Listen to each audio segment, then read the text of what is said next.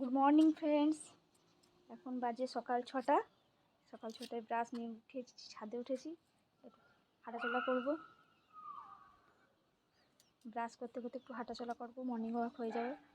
বাইরে বেরোয় না, ছেলেটা স্কুল থেকে, আজকে স্কুল ছুটি আছে।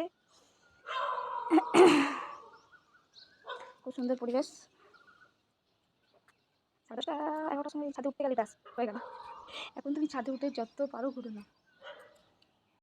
ব্রাশ আমার ব্রাশ করা হয়ে গেল। এবার ছোলা বাদাম কিছু ভিজিয়েছি, ওগুলো খাবো। আমরা যে জায়গাটা থাকি, আমাদের 2 বছর আসা হলো, তো এইখানে পুরো ফাঁকা ছিল জায়গাগুলো পুরো ফাঁকা ছিল, হয়তো 2-1টা বাড়ি হয়েছে। এখন এত বাড়ি হয়ে গেছে জায়গাটা চেনাই যাচ্ছে না। তখন আমরা ফাঁকা মাঠের মধ্যে দিয়ে এসে জায়গাটা দেখতাম খালি, তো তখন 2-1টা বাড়ি ছিল। আর এখন প্রচুর বাড়ি হচ্ছে, তোমাদের দেখাবো। ছাদের থেকে দেখতে পাওয়া যায় সব কিছু।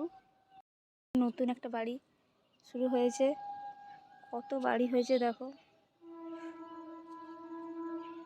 কেবলমাত্র ওই গোলাপি রঙের বাড়িটা, ওই বাড়িটা ছিল গোলাপি গোলাপি, যেটা দেখা যাচ্ছে উপরে সবুজ ট্যাঙ্কি। বাকি সব নতুন হয়েছে এই 2 বছরের মধ্যে। আমাদের বাড়ির সাথে সাথে 2 বছরের মধ্যে। মাঠের মাঝেও একদম নিচ দিকেও বাড়ি হয়ে গেছে। সূর্যদেবকে প্রণাম জানাই।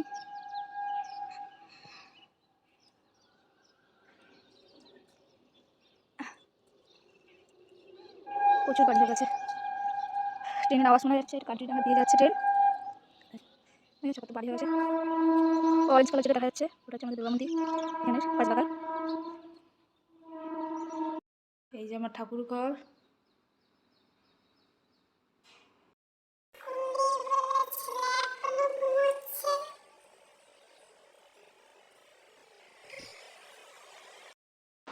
এই দেখো নিশ্চিন্দের ঘুম। বিছানা কি অবস্থা হয়েছে। এই যে ছোলা বাদাম ভেজেছি, আমি হাতেও নিয়ে নিয়েছি। ছোলা বাদাম, কাজু, কিশমিশ। আমার মুখ ধোয়ার পর সকালে আমি 1 গ্লাস জল খাই। তারপর কাজু কিশমিশ দিই।